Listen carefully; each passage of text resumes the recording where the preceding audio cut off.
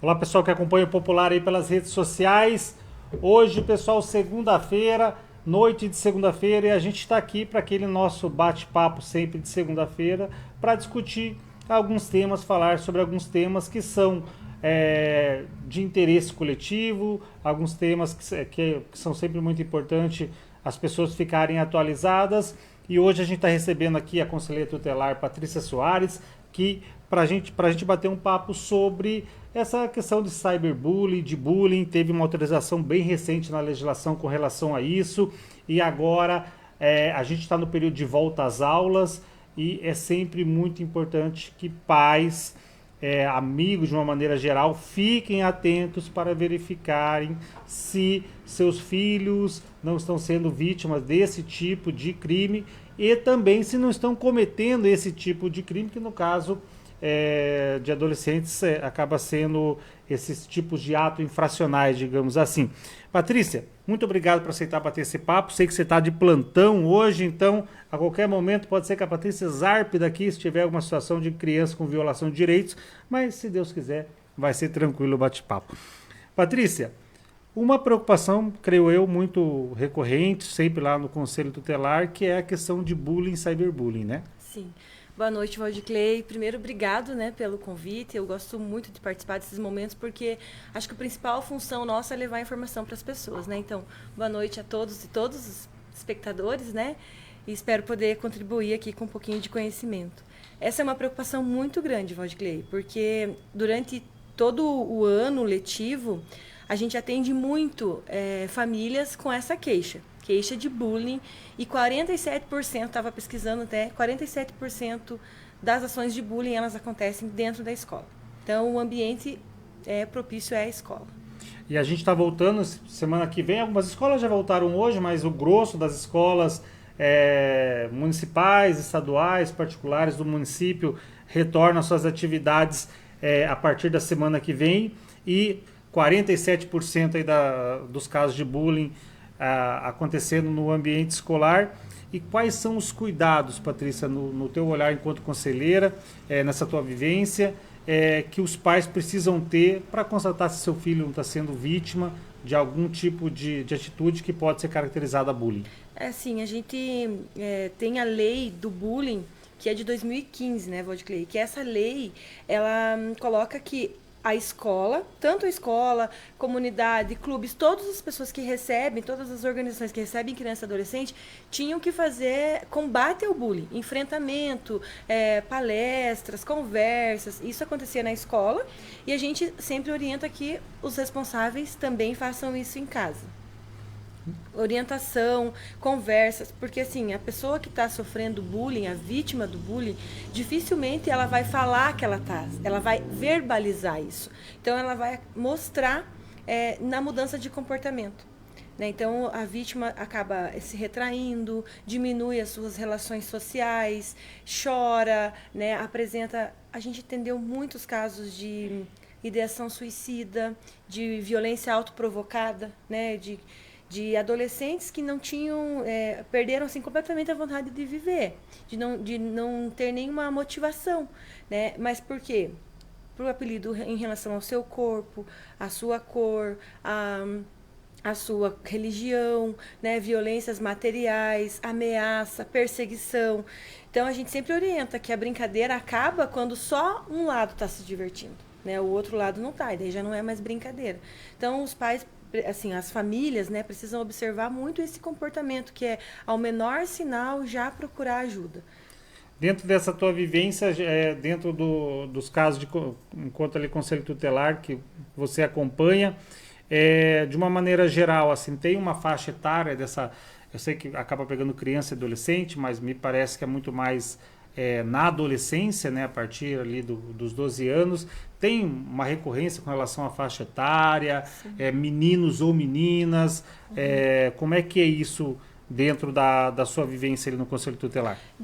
A faixa etária de 11 a 14 anos. Isso é dado científico, que que é a idade mais vulnerável. Então, às vezes, muitas crianças estão sendo vítimas e elas acabam cometendo no intuito de se defender, né? As violências com relação a meninas é muito da questão do corpo, da autoaceitação, de não estar dentro do padrão, né, do que a internet prega. Hoje a gente está desconstruindo isso, né?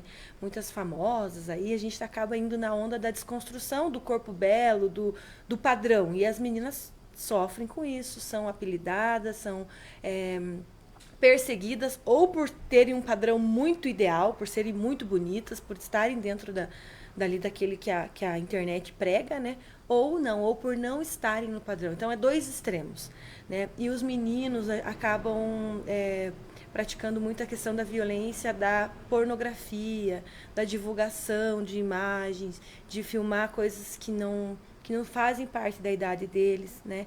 Que não faz parte do contexto da adolescência, daquele contexto, de objetificar o corpo feminino. Então, isso acaba acontecendo muito. Só que quando a gente não atende como bullying. Porque o bullying, até recentemente, ele era pregado dentro da escola como enfrentamento. Saiu do âmbito escolar, é violência. Então, é violência física, violência psicológica, violência sexual, violência material, religiosa. Então, acaba que tem que fazer boletim de ocorrência. Então, esse adolescente, ele vai responder, né, um ato infracional. E muitos não sabem que eles respondem, que eles acabam tendo que ir lá, por exemplo, na promotoria, se explicar, né, ter um boletim de ocorrência. As famílias não sabem que isso pode ser feito. Dentro dessa tua vivência, é importante a tua fala, que às vezes a gente, quem não tá não tem essa vivência, que acaba não acompanhando, acha que eventualmente o bullying acontece justamente com as meninas e meninos que não estão no chamado padrão. E pelo que você está trazendo, inclusive essas crianças, esses adolescentes também são vítimas de algum tipo de bullying, né? Sim. A gente tem muito extremo, né? É muito grupos de perseguições, é sistemático mesmo. O próprio nome, a própria qualificação que a lei diz, é porque é um sistema, né? Nunca o agressor, na maioria das vezes, ele não age sozinho. O agressor age em grupo.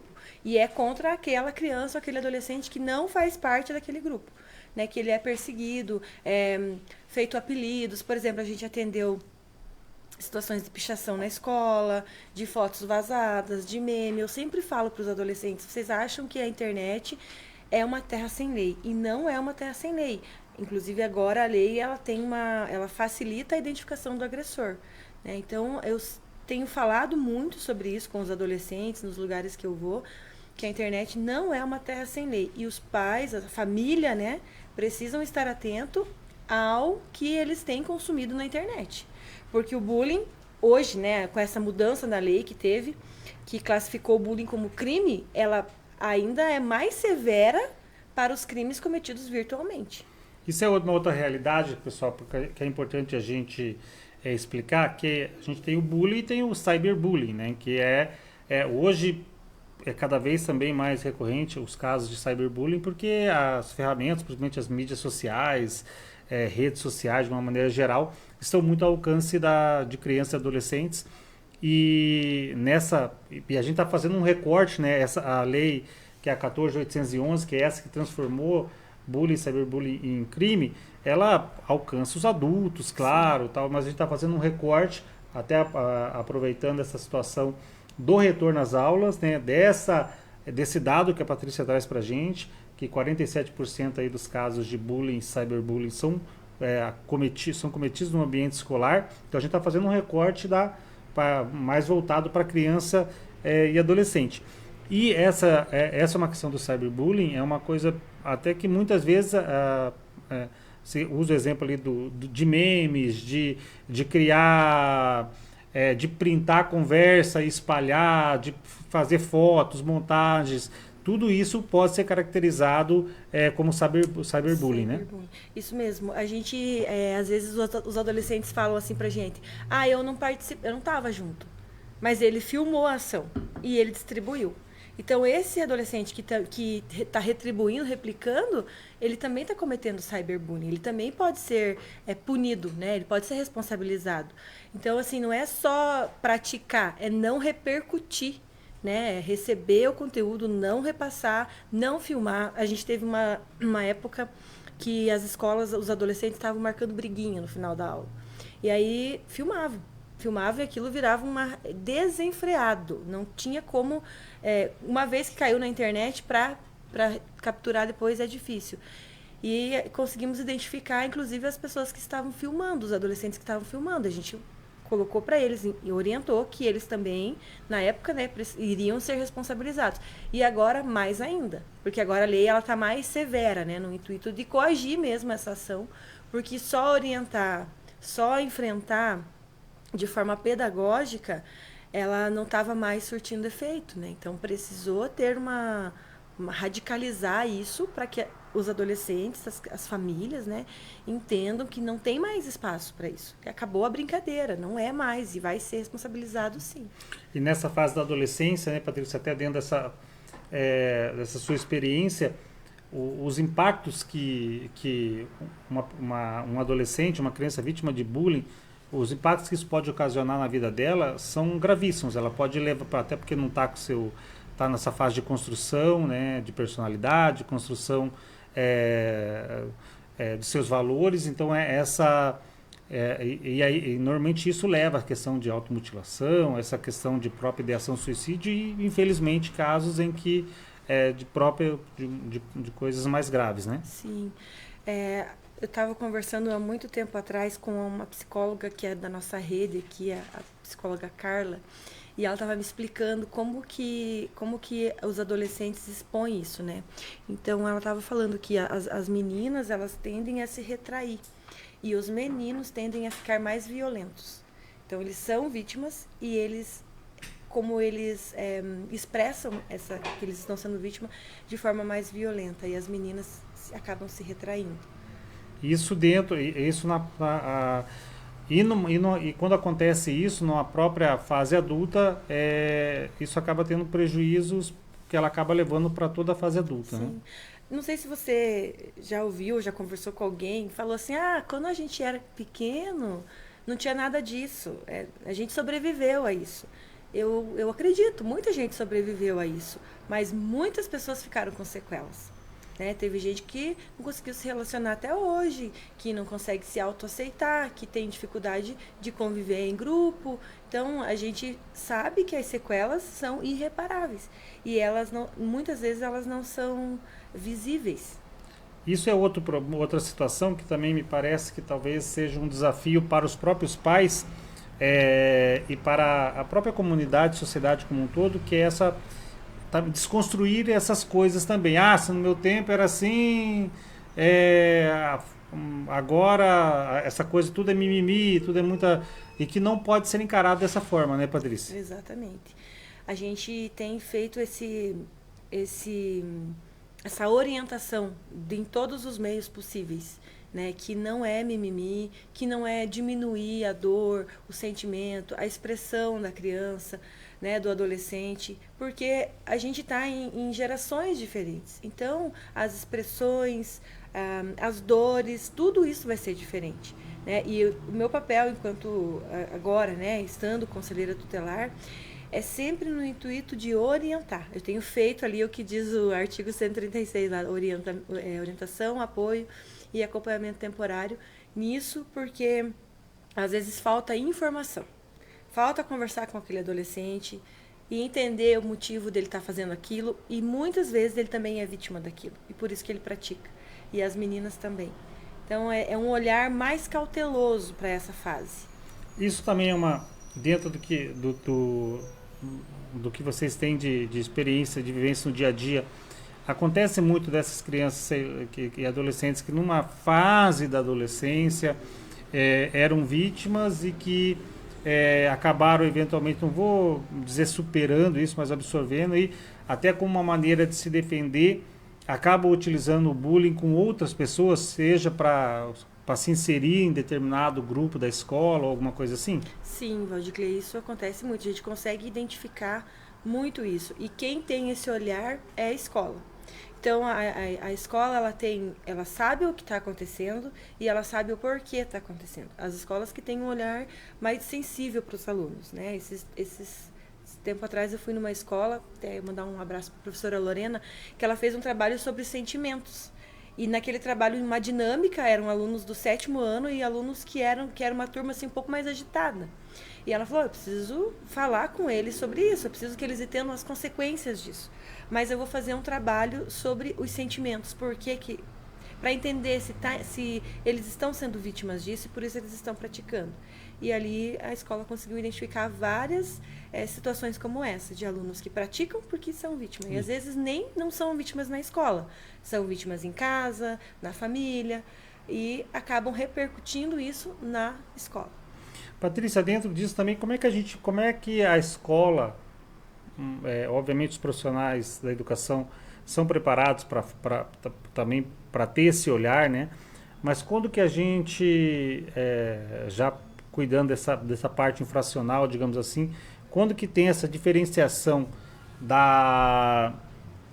de que uma situação de bullying, né, ou o que pode ser entendido como bullying, deve ser deixado de ser tratado de maneira pedagógica para ser tratado como algo infracional, assim, o que a gente tem de leitura com relação a isso?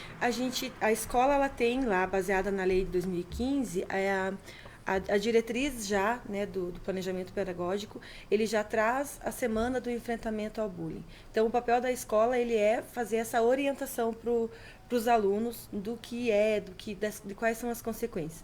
Quando a escola identifica situações que daí já é bullying, mas ela já sabe que é uma violência.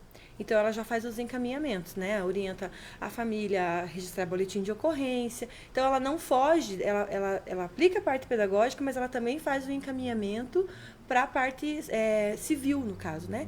De crime, inclusive. Então, já registra boletim de ocorrência. Teve uma situação de uma adolescente que era muito perseguida, pichado o nome dela, ela era, assim, apelidos pejorativos, e a escola orientou, né? Olha, a família primeiro fez uma ata com o aluno, explicando que se aquele grupo, né, não parasse com aquilo, ia ter responsabilização maior. E realmente não parou. Então a família da adolescente fez boletim de ocorrência e aí foram aplicadas medidas de ato infracional. Dentro disso também, a gente está falando bastante da maneira que a gente identifica essa questão de vítima. É óbvio que nenhum pai quer que o seu filho seja vítima de bullying ou saber bullying, mas da mesma forma, talvez os pais acabem não tendo um pouco mais de dificuldade para olhar e observar se seu filho eventualmente não está sendo o autor do bullying. Sim. Essa é e às vezes é difícil para o pai reconhecer também, entender, como é que eu estou olhando? Eu estou olhando se meu filho está sendo vítima, mas será que meu filho está sendo autor? Como é que o pai, a mãe, o responsável de maneira geral, a família como um todo, pode também fazer essa identificação, essa análise, de repente meu filho, meu afilhado, meu irmão, não está sendo o autor desse tipo de situação. O que a gente não pode nunca assim, esquecer, né, Valdiclei, é que eles estão numa fase de desenvolvimento. Então é lógico e é óbvio que eles vão errar, que eles vão repetir coisas que eles vê, que muitas vezes eles vão errar e vão fazer isso sem saber o que está acontecendo. E às famílias cabe a orientação. O que a gente não pode é levar o ferro e fogo e querer a justiça pelas próprias mãos, né? Então é estar sempre atento a esse desenvolvimento do adolescente, da fase do adolescente. E também dentro de casa, o que seria importante para a gente orientar as pessoas com relação a comportamentos que os pais devem se atentar, justamente por ter tido, de repente, uma história de vida como a gente estava usando. No meu tempo era diferente, não tinha nada disso, tal, para que talvez sem querer ele acabe não estimulando o seu filho a ser um praticante de bullying, ou eventualmente com algum tipo de discurso dentro de casa que dificulte o filho ou a filha a vir admitir para o pai ou para a mãe, procurar o pai e a mãe pedindo socorro por estar sendo vítima de bullying. O que seria importante para os pais observarem? Acho que o diálogo, né, Valdiclei, o diálogo é sempre o melhor caminho, e essa não ignorar. como eu falei no começo, né? Não ignorar a dor, não ignorar o sentimento e não ignorar o comportamento do filho. Porque a família conhece aquele adolescente muito melhor do que qualquer outro, que a escola, que o conselho tutelar, que a mídia, né?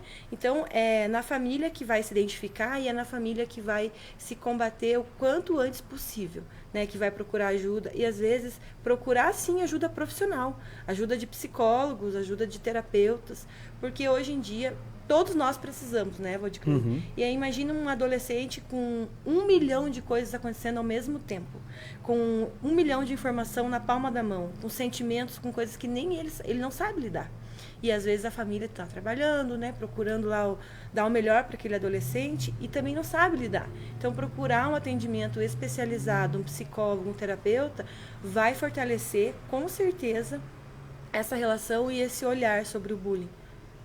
Patrícia, dentro dessa lógica e também dentro dessa questão do cyberbullying, o que o pai e a mãe devem ter de, digamos assim, de atitude com relação às ferramentas virtuais, né, as ferramentas ali que as crianças, que os seus filhos, seus adolescentes têm, obviamente tem toda essa discussão de respeito também à privacidade do adolescente, que é uma discussão que volta e meia vem à tona também, mas que deve também monitorar o acesso dos seus filhos com relação a redes sociais, tal, até para fiscalizar de certa forma, ou monitorar mesmo se ele está sendo vítima ou um autor de tipo de bullying.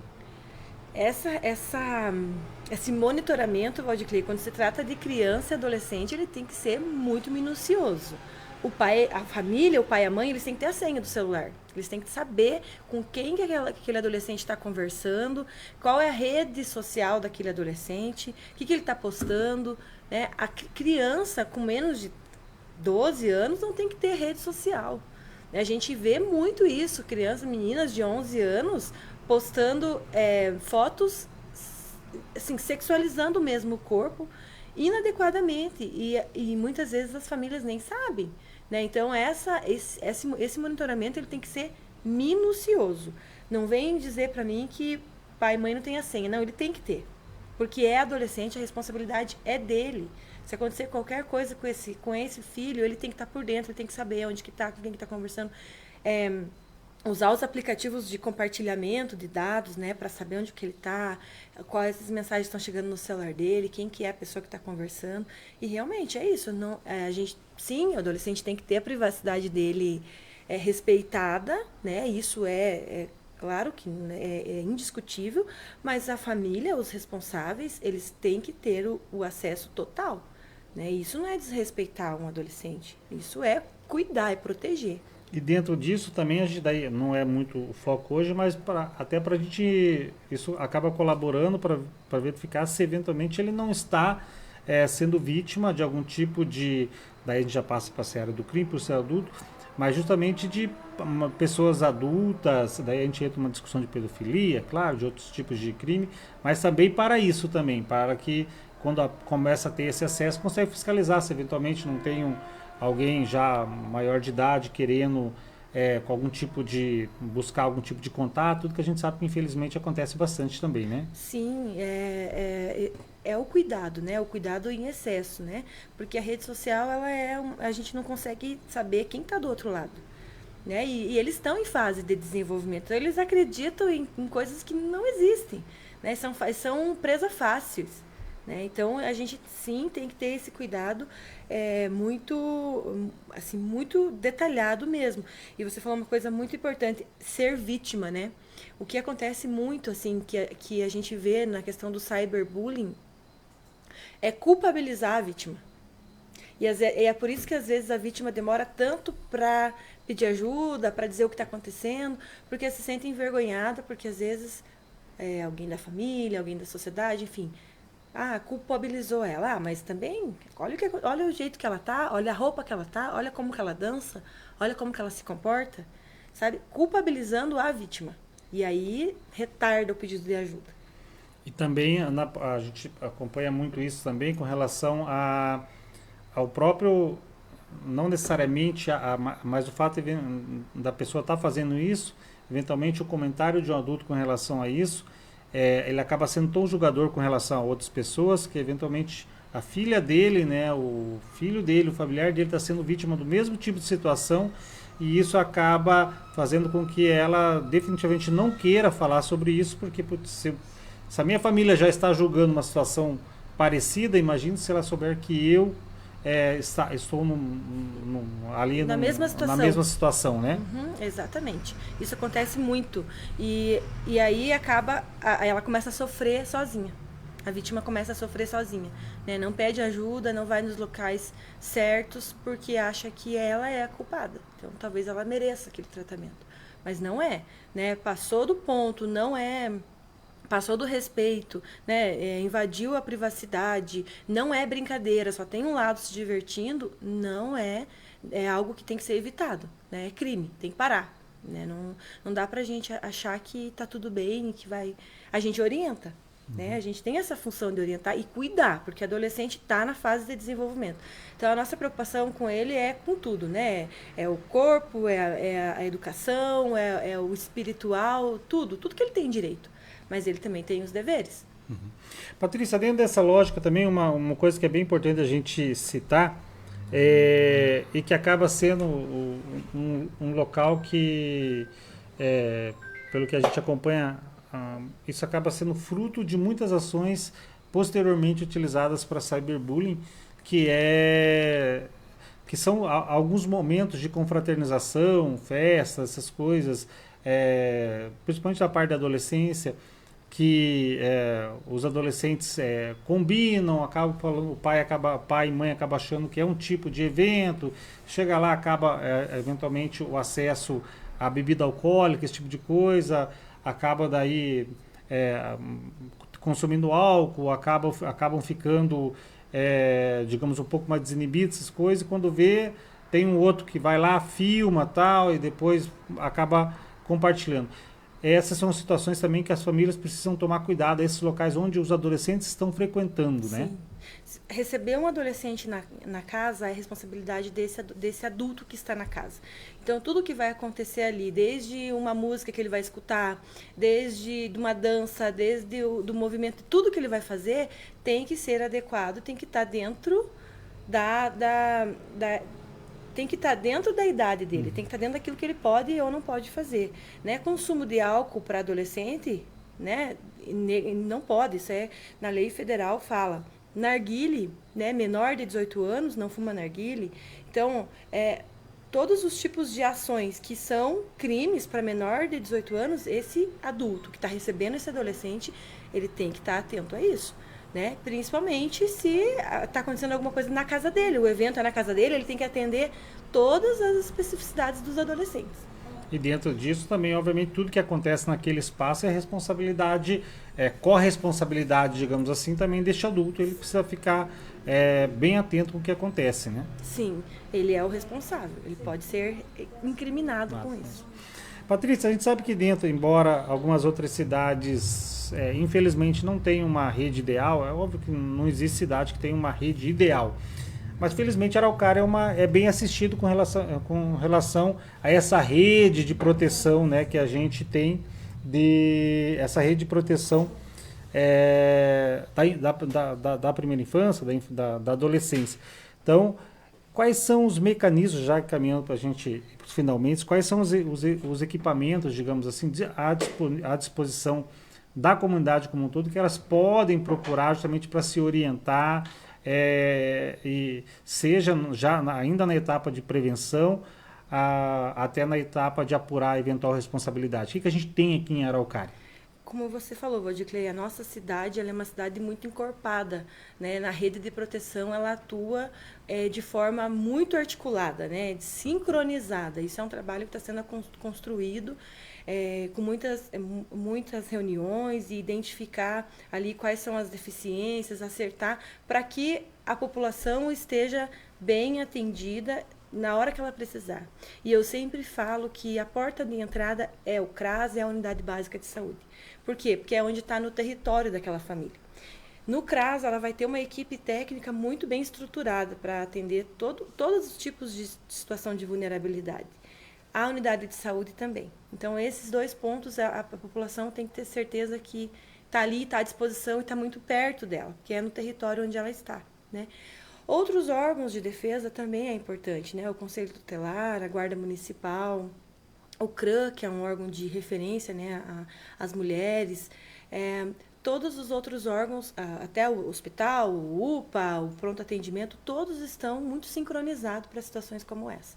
E hoje é emitida uma ficha de notificação de violência, que é o que vai dar as estatísticas, né? E hoje conversei, inclusive, com o pessoal da Epidêmio, e eles falaram que a partir dessa lei, eles vão ter que mudar, inclusive, daí lá no estado, um campo para preencher, porque hoje a gente preenche lá violência física, violência psicológica, violência sexual, e a gente não tem um campo para bullying. Mas a partir dessa lei, a gente vai ter que colocar. Então, todas as violências que a gente atende são notificadas. Se você ligar, procurar esses dados, vai estar lá, violência física, quantas tem, violência psicológica, quantas tem, mas de bullying ainda a gente não tem. E a gente vai ter que pensar nisso para poder ter estatística e políticas públicas. Dentro disso, né, Patrícia, a gente tem, daí já enquanto sociedade, eventualmente você não, eu não tenho filha, não tenho filha, não tenho sobrinho, nada, mas enquanto sociedade é importante também que todos nós treinemos o nosso olhar para fazer esse tipo de identificação, né? Eventualmente, se eu verifiquei uma situação mais pesada, assim, aquilo ali parece, aquela criança visivelmente está com algum tipo de problema, ou aquela criança visivelmente está com um comportamento que é inadequado para a idade dela, tal, também treinar esse nosso olhar para acionar essa rede também, seja no caso de denúncia, claro, a gente tem órgãos nacionais, tem centrais que a gente pode ligar gratuitamente, né? Ou o próprio conselho. A comunidade tem que ser um agente também de defesa aí da criança e do adolescente, né? Sim, Valdiclei.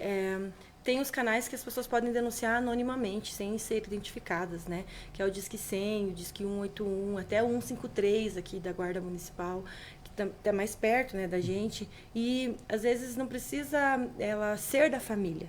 Mas ela também é um agente de proteção, porque a função, a responsabilidade de proteger é da família, mas é do Estado e também da sociedade. Então, a gente pode aplicar isso no nosso dia a dia, né?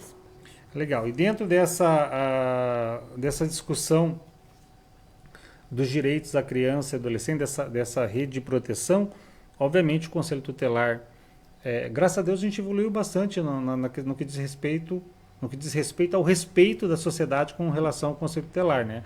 Embora a gente já tenha um ou outro caso, mas a maioria das pessoas já consegue entender a importância do Conselho Tutelar, não achar que o Conselho Tutelar está ali para não deixar o filho trabalhar como fica no juízo comum. Mas os dois Conselhos Tutelares do município estão sempre lá à disposição também da comunidade para fazer esse atendimento, seja de forma preventiva quanto de forma já mais ostensiva, né, Patrícia?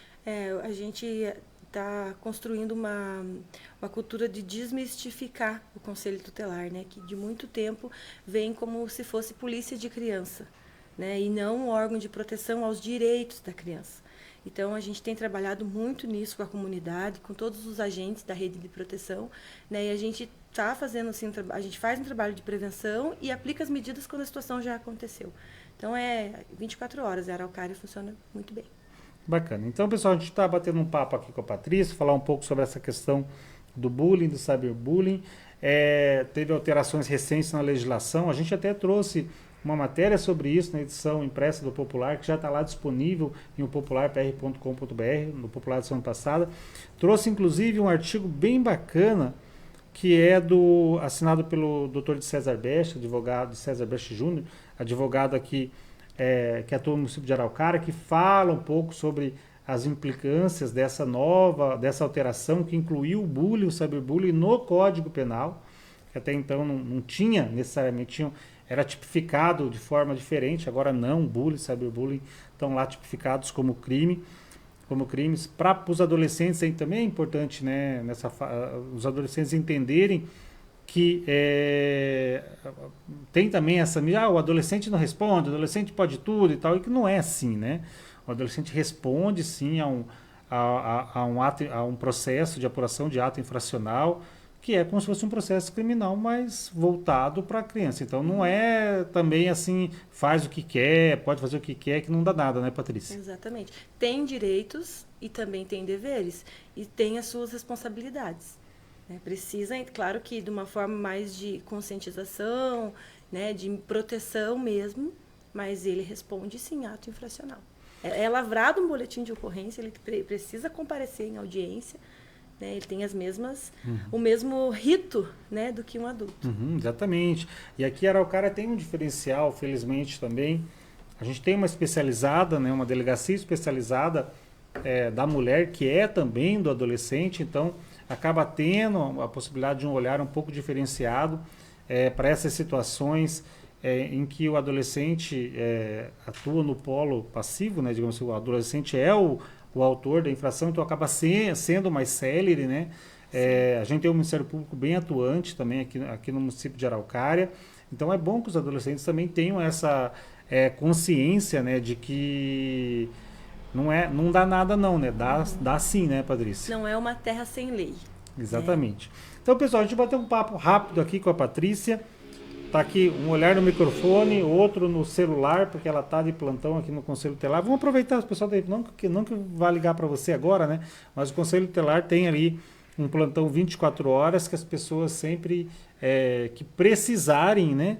Elas podem entrar em contato com o Conselho Tutelar sempre que verificarem uma situação de violação de direitos aí, né, Patrícia? Sim. Araucária tem 2 conselhos, então um que atende do lado oeste da cidade, que é para lá da BR, que a gente chama, né? E o leste, que atende para o lado de cá, que pega Tupi, aqui Parque Cachoeira. Então são 2 conselhos para melhor atender a população, e esses conselhos funcionam 24 horas. Né? Durante o dia atende na sede, e após as 17 horas, para situações de urgência e emergência, pode ser acionado pelo telefone. Legal. Pessoal, deixa eu bater o papo com a Patrícia. Patrícia, antes da gente encerrar, algum recado final para as pessoas ali, uma mensagem final, focada principalmente, retorno às aulas, para que as crianças e adolescentes tenham essa consciência, que dá para deixar de recado final aí, pessoal? Essa mudança na lei veio a calhar bem agora no início do ano letivo, né? Então, o meu pedido é que as famílias conversem de novo, conversem muito sobre isso. É um trabalho a longo prazo mesmo, a conscientização, o diálogo, né? Ele tem que ser constante. Não é falar hoje, amanhã não falar mais. Tem que ser constante para que a gente possa combater juntos mesmo esse bullying, esse cyberbullying que está, assim, atazanando a vida e tirando a saúde das crianças e dos adolescentes, né? Então a gente está muito preocupado com isso e a gente conta com o apoio da família, porque só a escola não dá conta, só o conselho não dá conta, a guarda municipal não dá conta, é a família, é o seio da proteção, está na família. Legal. Então, pessoal, a gente ouviu a Patrícia com esse recado final dela de que o seio da proteção e de que esse é o principal órgão de defesa da criança e do adolescente, é a família. Então é bem importante que a gente fique atento a isso, a gente enquanto agente da sociedade também, enquanto morador de Araucária, munícipe, ficar atento também ao que está acontecendo com nossas crianças e adolescentes. Então fica aí esse recado, esse bate-papo. Lembrando novamente, lá no nosso site, popularpr.com.br, se você quiser saber um pouco mais sobre o que é essa mudança na lei de bullying, cyberbullying, tem uma matéria bem bacana lá, um artigo bem bacana que o Dr. César escreveu para a gente, assim como uma matéria abordando esse tema que a gente trouxe na nossa edição impressa da semana passada, que está lá à sua disposição. Era esse bate-papo de qualidade para a gente de verdade do jornal aqui, que é especialista em Araucária. Uma ótima semana a todos e continuem nos acompanhando.